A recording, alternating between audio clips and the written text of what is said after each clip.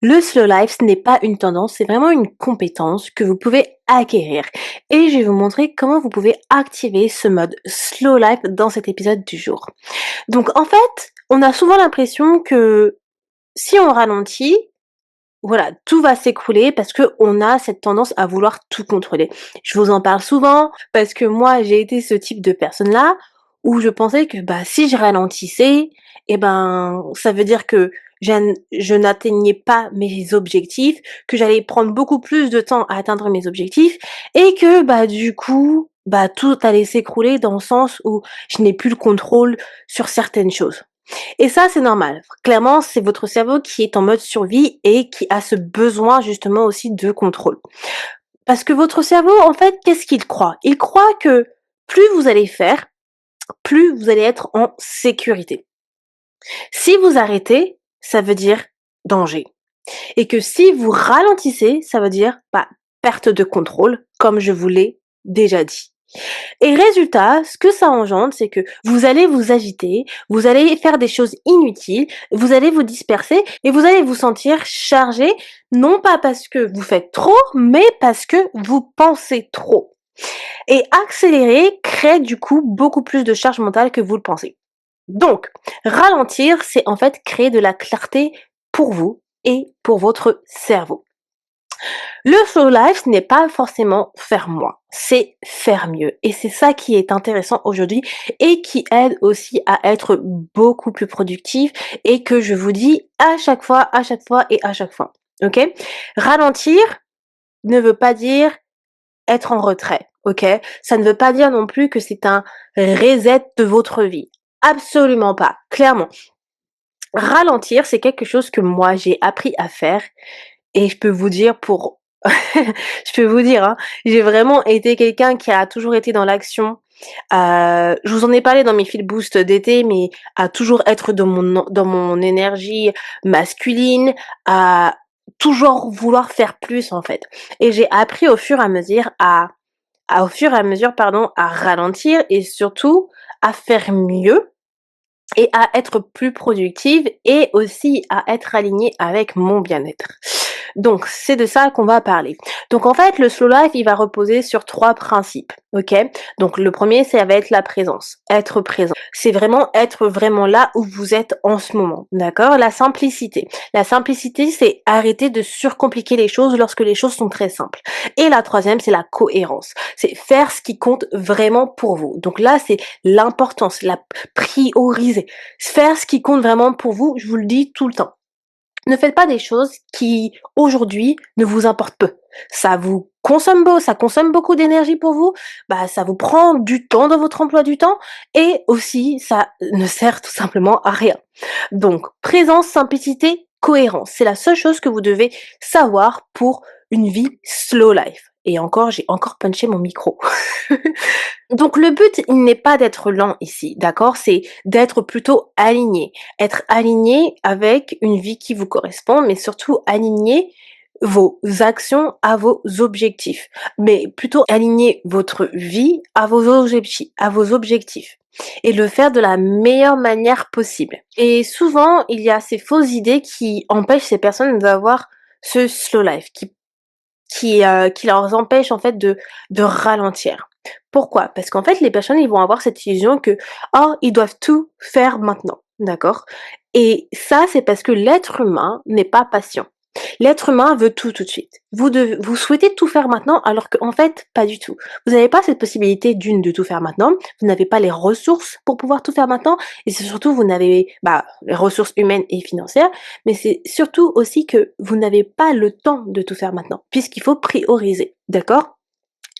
80% de ce que vous faites n'a pas besoin d'être fait aujourd'hui. OK? 80% s'il vous plaît de ce que vous faites n'a pas besoin d'être fait aujourd'hui. J'ai fait un épisode encore là-dessus, à ce sujet, qu'il y a des choses qui peuvent être faites le week-end ou ultérieurement. Et si ça vous intéresse, écoutez mon épisode où je vous parle justement des journées, de la différence entre journée remplie et journée chargée. Non, journée remplie et journée productive, parce que c'est exactement dans cet épisode où je vous en parle. Vous pensez que vous pouvez tout faire, que vous devez tout faire dans une journée, alors qu'en fait, il y a des choses qui peuvent attendre. Donc du coup, vous allez remplir vos journées avec des choses inutiles et non et qui ne sont pas forcément importantes, ou parfois vous allez charger votre journée avec trop de choses importantes. Donc tout ça, c'est des choses qui s'organisent, c'est des choses que vous pouvez prioriser et que je vous apprends justement avec Feel Positive.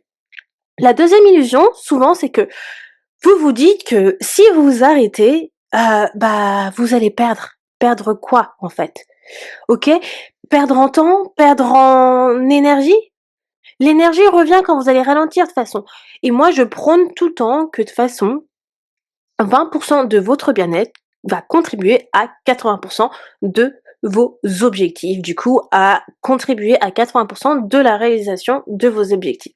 Donc plus vous ralentissez, vous prenez de temps pour vous, mieux vous serez productif et plus vous allez avoir de l'énergie pour pouvoir réaliser vos objectifs, faire des actions qui vont contribuer à vos objectifs. Ça fait sens aussi au final, parce que si vous avez plus de pétrole dans votre voiture, bah vous pouvez pas avancer, c'est pareil avec vous. Si votre téléphone il est batterie faible, et bah vous pouvez plus être sur votre téléphone, vous pouvez plus appeler, bah c'est la même chose. Si votre corps, votre mental, il est batterie faible, et ben vous pouvez plus rien faire. Vous n'allez pas pouvoir avancer vers vos objectifs, vous n'allez pas avoir d'énergie pour aller plus loin.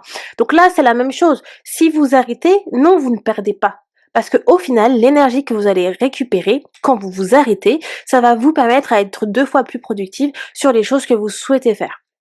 Donc l'énergie revient toujours quand vous ralentissez. Vous gagnez du temps en récupérant de la clarté mentale en ralentissant.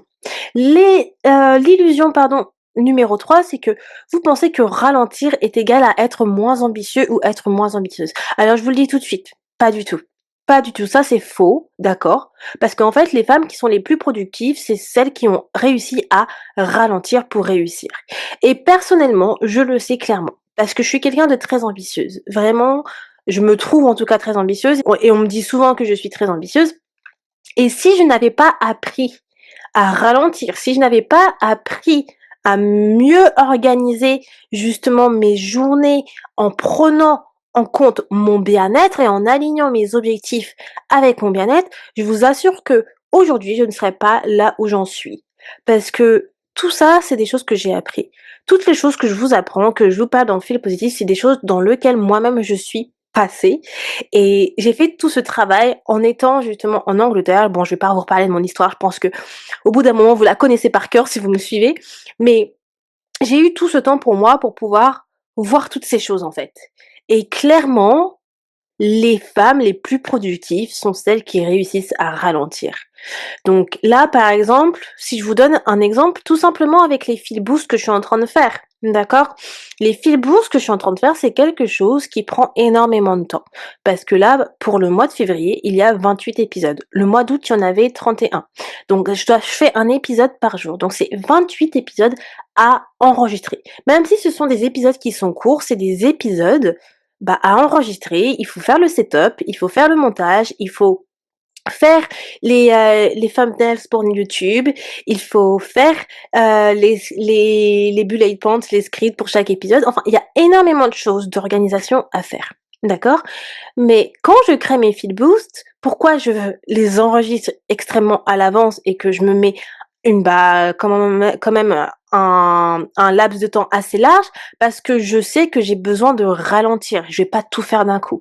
Là, par exemple, je batch certains épisodes en un week-end. Je vais faire un certain nombre d'épisodes en un week-end et ensuite je fais par étapes. J'avais déjà expliqué comment je m'organisais pour les feed boost. Je devais vous faire un épisode de YouTube, enfin un épisode. Je devais vous faire une vidéo YouTube. Je l'ai jamais faite, je m'en excuse. Peut-être que j'en ferai une à un moment donné. Mais bref, tout ça pour vous dire que par exemple, je ralentis. C'est un objectif que j'ai à faire, mais par contre, je ralentis toujours avant de pouvoir faire chaque tâche pour les fil boost. Parce que si je faisais tout d'un coup, le montage, l'enregistrement des épisodes, les thumbnails, en fait, ça me prendrait toute une journée. Je ferais 24 heures que sur ça, mais que j'ai pas envie de passer 24 heures que sur ça. Même pour vous, il faut que vous vous dites que en fait, vous avez pas envie de passer toute votre journée à faire que des tâches, des tâches, des tâches. Vous avez besoin de prendre du temps pour vous. Juste pensez à cela, vous le méritez. Il faut et surtout, c'est que quand vous prenez du temps pour vous, la plupart des gens pensent que c'est comme une récompense. Mais en fait, non, c'est pas une récompense, c'est essentiel. Le bien-être, c'est pas un luxe, en fait. C'est essentiel à votre vie de base. Donc, vous devez simplement l'aligner, d'accord? Vous devez vous dire qu'il y a du temps pour pouvoir travailler et être productive et il y a du temps pour moi. Point barre. Ah, donc, clairement, ça, c'est quelque chose à prendre en compte sur cette troisième illusion. Maintenant, je vais vous expliquer comment vous pouvez adopter ce slow life, du coup, pour être plus productive. Et en fait, clairement, c'est un peu ce que je vous apprends avec Feel Positive, hein, clairement, parce que moi, j'accompagne en fait les femmes qui se sentent vraiment débordées à aligner leur objectif avec leur bien-être. Donc, du coup, c'est exactement avoir une slow life, quoi, clairement.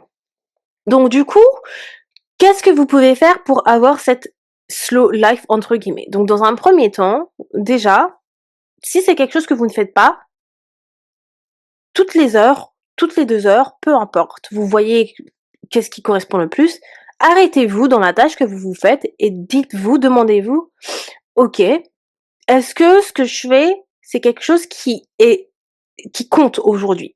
Est-ce que je suis en train de m'agiter ou est-ce que je suis en train d'avancer?» D'accord? Ça, c'est super important. Pourquoi? Parce que non, je rigole parce qu'en fait, ça me fait penser à mon chéri et c'est pour ça que je vous dis ça parce qu'à chaque fois, quand je travaille et que mon chéri, il est aux alentours et c'est lui qui arrive à remarquer justement si je suis en train de m'agiter ou si je travaille vraiment. Parce que je suis en mode il arrive à voir ce comportement et c'est pour ça que je vous donne cette question parce que c'est maintenant c'est un petit scan que je me dis et je me dis: «Eh attends Andy, est-ce que là, du coup, tu es en train d'avancer vraiment ou tu es en mode agitation, et que du coup, tu arrives pas à faire les choses?» Donc essayez de vous dire au moins toutes les heures, toutes les, 2 heures: «Est-ce que j'avance vraiment sur mes tâches ou en fait je suis plutôt dans l'agitation et je suis pas forcément organisée?»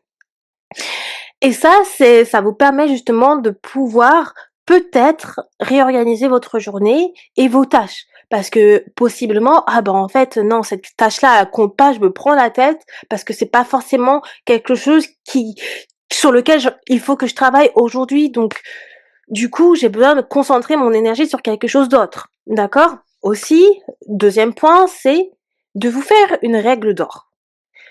Une règle d'or, c'est-à-dire de décider combien de priorités par jour? Moi, je pense qu'il faut avoir une à 2 choses importantes à faire par jour, pas plus. D'accord?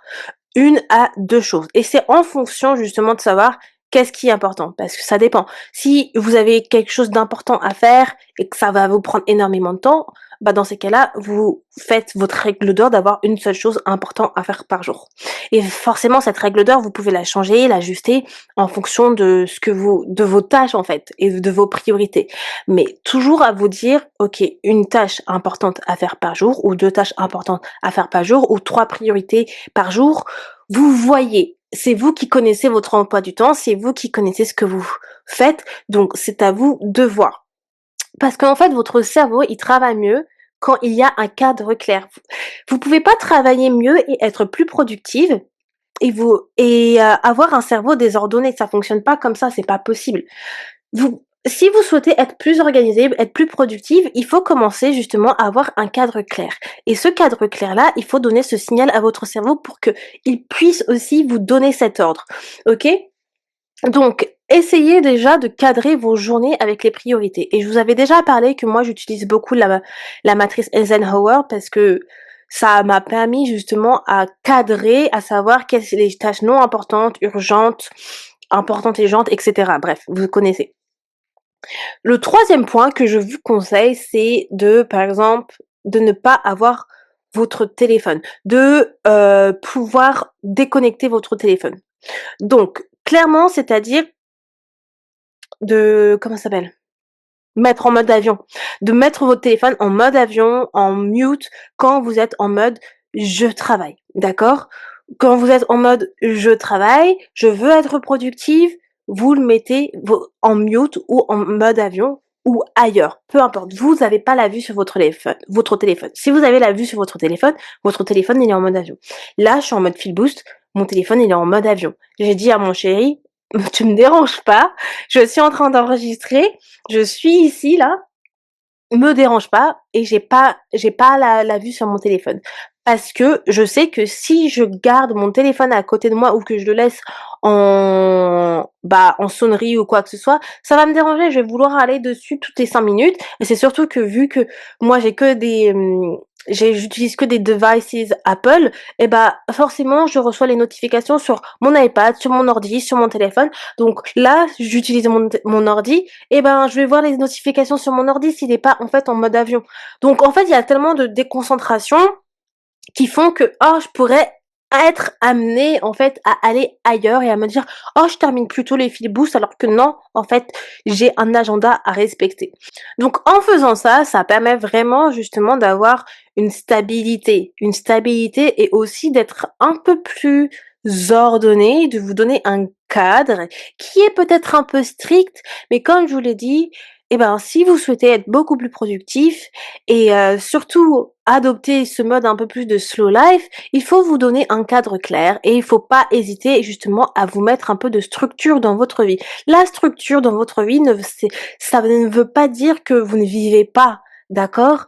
Ça veut pas dire que vous êtes trop dur avec vous-même. C'est simplement que vous savez ce que vous souhaitez atteindre et vous savez ce qui compte pour vous et que pour y arriver, eh ben, vous faites ce qu'il faut, tout simplement. Et le dernier point, c'est du coup de se faire des pauses.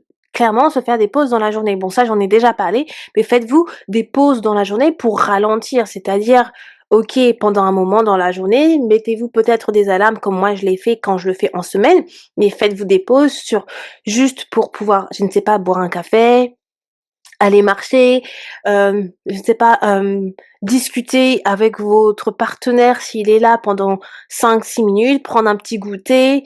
Bref, faites une petite pause qui va vous permettre de vous faire du bien pendant cette période où vous travaillez, par exemple. D'accord? Ça permet de réguler du coup votre cerveau à travers la lenteur. Donc juste pour conclure sur cet épisode, comment vous pouvez être beaucoup plus productif grâce au slow life? C'est quand vous allez ralentir, vous allez du coup vous recentrer, vous allez récupérer, vous allez voir ce qui compte le plus pour vous et vous allez arrêter de vous disperser et vous concentrer sur ce qui est important. Parce qu'en réalité, vous n'êtes pas moins productif, vous allez être moins occupé et beaucoup plus efficace. Et c'est là où on fait la différence entre journée remplie et journée productive. Je vous mets l'épisode que j'avais fait dans la description, si ça vous intéresse d'en savoir plus à ce sujet. Et pour moi, c'est ça, ce slow life. C'est le fait de ralentir et être beaucoup plus concentré sur ce qui est important dans notre vie et également aligné avec notre bien-être. Façon slow life, ralentir quoi. Bref, voilà les amours pour cet épisode. Si vous me regardez sur YouTube, abonnez-vous et likez cette vidéo et moi je vous retrouve demain pour un nouvel épisode. Ciao tout le monde!